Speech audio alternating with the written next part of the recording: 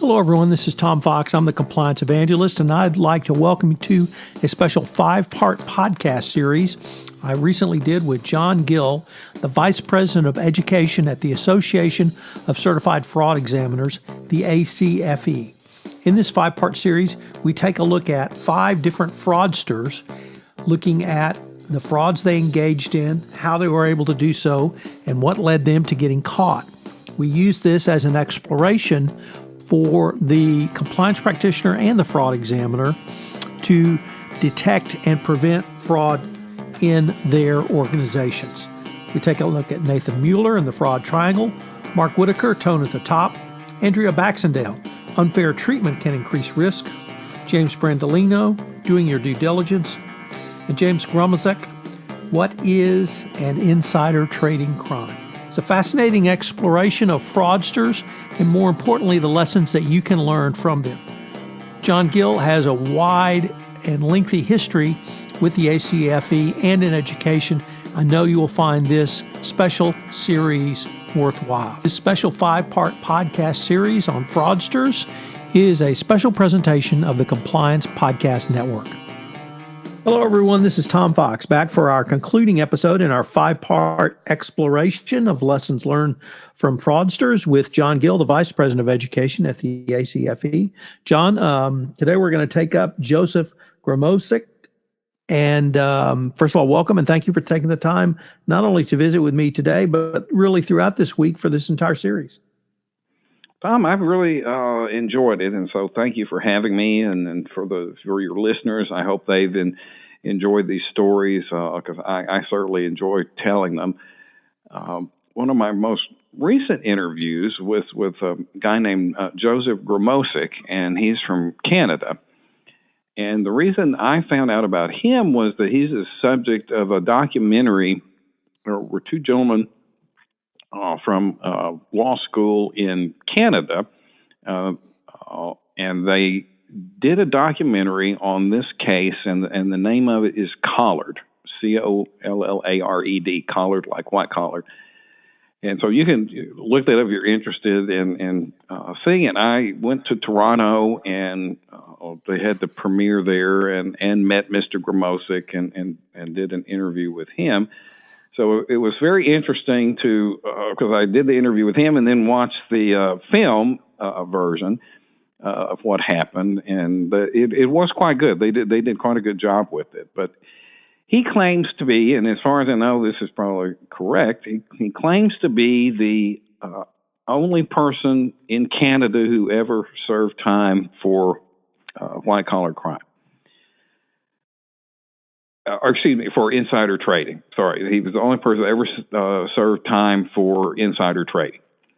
So I did the interview with him, and he told me his story. And so he was a lawyer in Toronto, and he and his friend, whose name was Gill, his first name was Gill, not his last name, no relation to me. So his first name was Gill, and he and Joseph went to law school together. So when they graduated, Joseph's friend Gill got a job in New York with a fairly large mergers and acquisitions firm. Now, he didn't work directly on the mergers and acquisitions team, but the law firm did a lot of M&A work. So Joseph had this idea. He's like, working for this law firm, you have a lot of access to information about who's buying whom and who's fixed to do a big merger or acquisition, and these are publicly traded companies, and so this affects their stock price. So if you can give me this information in advance, then I could buy the stock. I'm not directly connected with you, so I could use this information and we could make a lot of money playing the stock market. And so that's exactly what happened. So Joseph's friend Gill would go in very early in the morning to this law firm. He said he couldn't work late enough to be the last person there because they all work late hours, but he said he could be the first person there if he got there early enough. So he'd go in about 4:00 in the morning, and he would just scan their desks. So he would go over to the lawyers and the assistants who were working in the mergers and acquisitions area, and so he would go through their desks. He would look at what was on their desks. He would go to the printers, to the copy machines to see if anybody had printed, left anything out, and so he would start making notes. Like, okay, well, here's this company. They're supposed to do this big deal. Here's when it's going to happen. So then he would call Joseph in Toronto, and he would say, look, here are the companies, and here's what's happening, and here are the dates. So Joseph would go in and he would make these trades. And so he did them in different ways. He didn't do them in his name. He set some of them accounts of relatives, and he set up some companies, and he supposedly did, all the trading and in different corporate names to try and hide his identity. And they were quite successful at it. They were making, several $1 million a year with this scheme where Gill would go through all the desks, he would gather up the information, and he would send it to Joseph. So they did that for a while, and then they thought, well, if we do this long enough, somebody's going to, is going to figure things out, so we're going to stop. So they stopped for a long time, and then Gill made some bad investments of his own. Maybe he gave some to the last guy I told that we did the last podcast, James Brandolino, and lost it, but he lost them a bunch of the money that they had earned before. So he came back to James and said, hey, we need to start doing this again. So James said, all right, we'll do it again just to earn a little bit more, but then we're going to stop.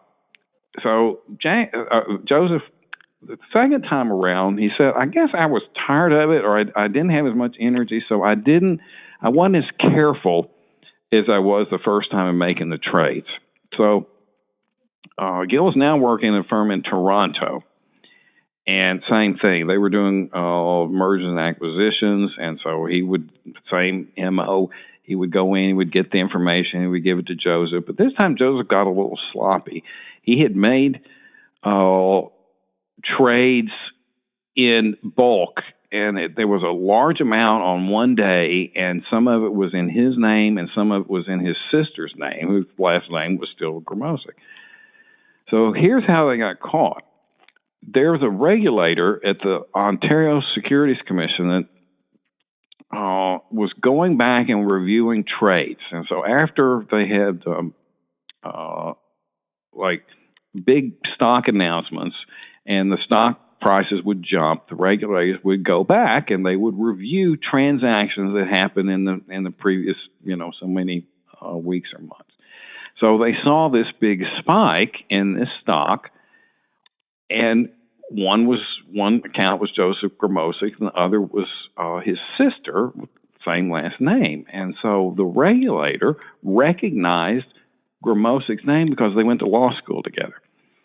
And so he says, I remember Joseph Grmovsek. We went to law school together. And then his sister is making trade. That seems rather like a huge coincidence. And so he looks further and he sees that the law firm that was involved in the deal, he said, I knew that Joseph's best friend, they were very close in law school, that guy worked for that firm, and that's how they put two and two together, and they started, they got subpoenas, and they started looking at the emails and the and phone calls and things, and they finally were able to prove actually pretty easily that what was going on, that he was, Gill was giving Joseph the information and he was trading on the stocks. But I thought that was interesting, that the only reason that they were caught was because one of the regulators knew who he was and made the connection with the law firm. So several lessons here. One is, people are always concerned about someone from the outside hacking into their system and getting proprietary or confidential information and selling it to other people, but you have to be just as concerned about the people that work there. If you're engaged in something that's sensitive, like mergers and acquisitions, then be thinking the people within the organization could be stealing this and selling it. If you have plans or designs, think about Apple and Microsoft and how many people would pay for that type of information. Be alert. Lock that stuff up. Keep it off your desk, because it may not be somebody from the outside coming in to steal it. It may be people within the organization. They're going around at desks at night looking for information that they can somehow steal or make money on. The other thing is that the thing that's scary is that insider traders don't think they're doing anything wrong. I've interviewed 3 of them, and all of them had this idea of like, well, I'm not stealing any money. I'm clever because I'm getting the information ahead of someone else. The stock is going to do whatever it's going to do. I just happen to have a little bit of inside information. And so no one, out of 3 people I've interviewed, it's illegal, but there's not really anything morally or ethically wrong with it. So that's something we're going to have to battle as a society, because I'm telling you, a lot of traders out there that do not think that there's anything wrong with that system. The other thing, sadly, not to end on a bad note, is that the human cost of this. Once they were caught, they were getting ready to, because they were also being prosecuted by the Securities Exchange Commission in the United States, and they were about to get on a plane and fly to SEC for sentencing in the U.S. case, and Gill was walking along a bridge there in Toronto, and I guess he just felt like he could not do this any longer, and so he actually jumped off the bridge and killed himself. And so in the documentary, it's very touching, because Joseph Grmovsek goes to the bridge, and he's looking there, and he's like, they just wanted to earn some extra money and make themselves feel smart, but it ended in a real tragedy that I guess he just did not feel like he could go to jail, and he decided to end it all. And so now Joseph deals with the the guilt of that on top of everything else. So it's not just numbers; it actually can affect people's lives. John, I think that's a fascinating way to close our podcast series, by directly tying it to the human condition. And it's not the human condition of perhaps wanting to steal something or take something or take advantage of a system. It's the human condition of what can happen if those things happen, if controls fail, if they're not in place, or a wide variety of other things. So I think it's an extraordinarily cautionary tale to end our series with. Well, Tom, thank you for having me, and I really enjoyed sharing these stories. I find, like I said, Fraudsters endlessly fascinating, and so I hope the listeners enjoyed them as well. Thank you again. Hello, everyone. This is Tom Fox again. I hope you've enjoyed this 5-part exploration of fraudsters and the lessons learned for the compliance professional and the fraud examiner. If you'd like more information on the ACFE, check out their website, www.acfe.org. It's a great organization.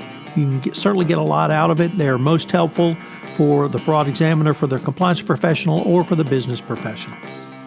This 5-part series on fraudsters with John Gill has been a special presentation of the Compliance Podcast Network.